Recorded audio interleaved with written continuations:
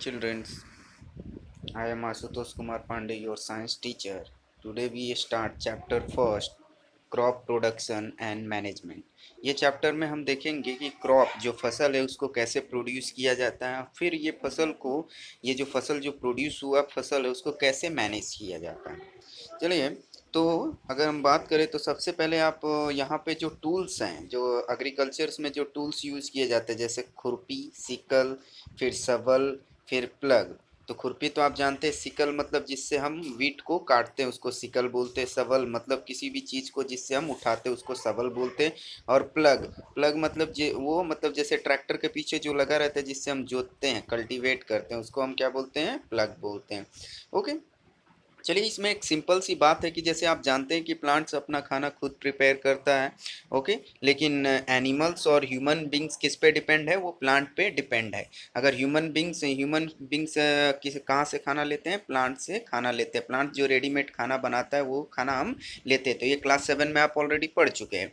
Okay, तो आपको खाने खाने की रिक्वायरमेंट क्यों चाहिए, क्योंकि खाने से ही आपको एनर्जी मिलती है, और यही एनर्जी के कारण आप जितने भी लाइफ प्रोसेस है वो कर पाते हैं, लाइक डाइजेशन, रेस्पिरेशन। तो यही आपके ये पैराग्राफ में बता रहा है।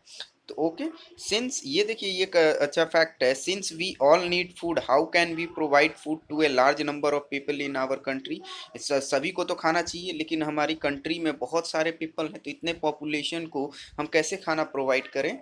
तो यहाँ पे, तो in order to provide food for a large population, मतलब कि लार्ज पॉपुलेशन को अगर खाना प्रोवाइड करना है, तो regular production, proper management and distribution of food is necessary. तो इसको आप पहले मार्क करेंगे, इन ऑर्डर टू इसको मार्क करना मैं अभी भूल गया हूँ, तो इसलिए आप खुद इसको क्या करेंगे, पहले यहीं से स्टार्ट करेंगे। फेयर में, साइंस का फेयर यहीं ये टॉपिक से ही स्टार्ट करेंगे। अब चलते हैं एग्रीकल्चरल प्रैक्टिसेस। ओके, तो आप जानते हैं कि पहले के जो पीपल थे वो कैसे थे, नोमैडिक। नोमैडिक मतलब वो क्या करते थे, मतलब कि खाने की तलाश में एक जगह से दूसरी जगह क्या करते थे, घूमते रहते थे। ओके, तो वो पहले क्या खाते थे, उनको पहले तो एग्रीकल्चर के बारे में मालूम नहीं था, तो वो क्या खाते थे, they ate raw fruits and vegetables, start hunting for animals for food. Okay, later they could cultivate lands and produce rice, wheat and other food crops। और बाद में उनको मालूम पड़ा कि बाद में उन्होंने धीरे धीरे क्या किया, लैंड में मतलब कि क्या किया, बोना स्टार्ट किया, मतलब कि प्रोड्यूस करना स्टार्ट किया राइस वीट्स को। ओके, तो व्हाट इज क्रॉप, तो क्रॉप को देखिए यहाँ डेफिनेशन है, when the plants of same kinds are grown and cultivated at one place on a large scale, it is called a crop. Cultivated का मतलब होता है बोना। ओके, तो जब एक ही तरह के प्लांट्स एक ही जगह, मतलब कि सेम काइंड्स, एक ही तरह के प्लांट्स जब ग्रो किए जाते हैं और एक ही प्लेस पे उसको बोया जाता है ऑन लार्ज स्केल, मतलब बहुत बड़े पैमाने पे, तब हम उसको क्या बोलेंगे, क्रॉप बोलेंगे। For example, crop of wheat means that all plants grown in a field are that of wheat. जैसे एक खेत है और वो खेत में आपका क्या है, किसकी क्रॉप्स है, केवल व्हीट की ही क्रॉप्स है, तो मतलब कि वो हम उसको क्या बोलेंगे, व्हीट की क्रॉप्स है। क्या है, मतलब कि जो क्रॉप्स होनी चाहिए वो एक ही तरह की होनी चाहिए, फसल जो होनी चाहिए। So okay, we already know that crops are different types like cereals, vegetables and fruits. जो क्रॉप्स जो फसल्स होती है हमारी कैसी रहती है, सीरियल्स, वेजिटेबल्स, ये अलग अलग टाइप्स है। ओके, तो क्रॉप्स को हम दो भागों में हमने क्लासीफाई किया है according to basis of season, मतलब कि they can be classify on the basis of season in which they grow. जो क्रॉप्स हैं कौन कौन सी सीजन में, जो जो सीजन से में वो ग्रो होती हैं, उसके अकॉर्डिंग हमने क्रॉप्स को क्या किया है, ये क्लासीफाई। अब यहाँ देखिए, जैसे अकॉर्डिंग टू द हमने कैसे, मतलब कि क्रॉप्स को कैसे क्लासीफाई किया है, अकॉर्डिंग टू द सीजन, मतलब कि कौन कौन से सीजन्स में, जो सीजन में कौन कौन सी क्रॉप जो फसल है कौन कौन सी सीजन्स में बोई जाती हैं, कल्टीवेटेड की जाती हैं, उसके आधार पे हमने इसको दो भागों में डिवाइड किया। एक है खरीफ क्रॉप्स और एक है रबी क्रॉप्स। ओके, तो खरीफ क्रॉप्स किसको बोलते हैं, the crop which are sown in rainy season. जो रेनी सीजन में बोई जाती है उसको क्या बोलते हैं, सोन मीन्स भी बोना होता है, are called kharif crops. The rainy season in India generally from June to September. Okay, paddy, maize, soybean, ground nut, ये सब आपकी कौन सी क्रॉप्स हैं, खरीफ क्रॉप्स हैं। रबी क्रॉप्स किसको बोलेंगे, the crops grown in winter season are called rabi crops, जो मतलब कि विंटर सीजन में है आपकी ग्रो हो। So their time period is generally from October to March. Example of rabi crops are wheat, gram, pea, mustard and lean seeds। Okay, तो beside this pulses and vegetables are grown during summer at many place, कहीं कहीं ये जो pulses हैं और ये जो vegetables हैं वो मतलब कि समर सीजन्स में भी ग्रो होती हैं। ओके,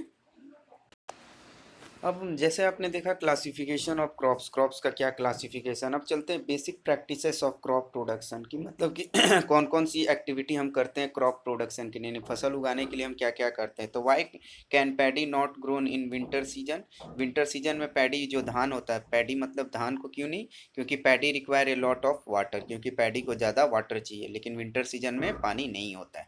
तो cultivation of crops involve several activities undertaken by farmers over A periods of times. तो कल्टीवेशन का मतलब यहाँ पे जोतना होता है, मतलब कि जोतना जो है मतलब कि कौन कौन सी एक्टिविटी फार्मर करता है अपने फील्ड को जोतने के लिए या क्रॉप्स को प्रोड्यूस करने के लिए। तो पहली तो एक्टिविटी हम देखेंगे, तो पहली एक्टिविटी देखिए, ये सब इसको हम जो जो एक्टिविटी वो करता है उसको हम एग्रीकल्चरल प्रैक्टिसेस बोलते हैं। Okay, these activity or tasks are referred to agricultural practices, यानी क्रॉप प्रोडक्शन के लिए जो भी वो एक्टिविटीज करता है वो सब एक्टिविटीज को हम क्या बोलते हैं, वो किसके अंदर आती हैं, एग्रीकल्चरल प्रैक्टिसेस के अंदर आती है। तो पहला है प्रिपरेशन ऑफ सॉइल, दूसरा है sowing, adding manures and fertilisers, irrigation, protecting from weeds, harvesting और स्टोरेज। तो सबको एक एक करके पढ़ेंगे। तो हमारा जो नेक्स्ट है, जो हमारा तो पहला है प्रिपरेशन ऑफ सॉइल।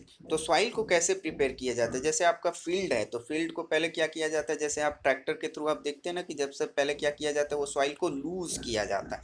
तो the preparation of soil is the first step before growing a crops, यानी क्रॉप्स ग्रोइंग करने से पहले पहला स्टेप क्या है, one of the most important task in agriculture is to turn the soil and loosen it. जो soil है, जो नीचे वाला सॉइल है, उसको ऊपर लाना और उसको क्या करना, तो वो किसके थ्रू होता है, ट्रैक्टर के थ्रू होता है। तो ये लूज करना, उसको क्या करना, लूज करना। तो जब हम उसको सोइंग करते हैं, मतलब कि जब ट्रैक्टर के थ्रू उसको प्लगिंग करते हैं, यानी जब जोतते हैं, उसको कल्टीवेट करते हैं, तब वो क्या होता है, सॉइल लूज हो जाता है। तो लूज होने के क्या क्या फायदे हैं सॉइल के लूज होने के, तो ये मैंने पॉइंट वाइज पॉइंट मैंने what are the benefit of loosing a soil, मतलब कि क्या मतलब कि जो सॉइल को लूजिंग करने से क्या क्या बेनिफिट होता है। तो पहला है, देखिए यहाँ पे रेट किया हूँ, दिस अलाउ द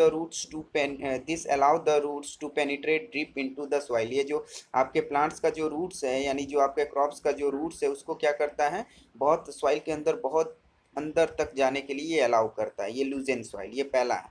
फिर दूसरा है, the loose soil allowed the root to breathe easily even when they go deep into the soil. मतलब लूजेन सॉइल की वजह से जो रूट क्या करे, क्योंकि रूट आसानी से क्या कर पाए, ब्रेथ कर पाए।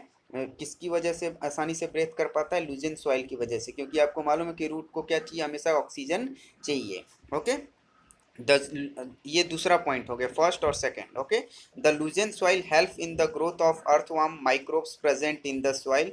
These organisms are friends of the farmer since they further turn and loosen the soil and add humus to its. तो ये मतलब कि जो मतलब कि अगर लूजन सॉइल मतलब कि क्या करता है कि जो अर्थवर्म्स हैं और जो माइक्रोब्स है जो सॉइल में प्रेजेंट्स हैं, उसको उनको ग्रो होने में मदद करता है। ओके, और ये एक तरह से ये ऑर्गेनिजम्स क्या हैं, फ्रेंड्स हैं फार्मर के। ओके, और ये जो ऑर्गेनिजम्स फिर क्या करते हैं, फिर से सॉइल को टर्न करते हैं और इसमें क्या ऐड करते हैं, ह्यूमस ऐड करते हैं। तो ह्यूमस क्या है आपका, ऑर्गेनिक सब्सटेंसेस हैं। ओके, अब ये तीसरा पॉइंट है, ये तीसरा बेनिफिट है लूजेन सॉइल का।